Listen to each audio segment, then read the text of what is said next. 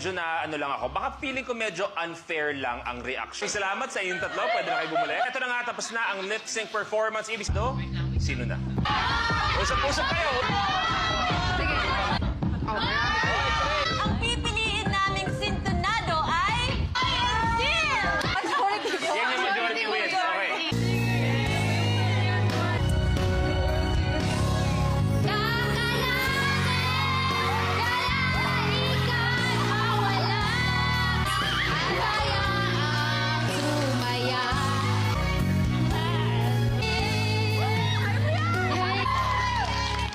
Anong pinaka-importanteng natutunan? Alisa, I can see your voice. Let's make it. Huwag kwento ang aming ipapakita.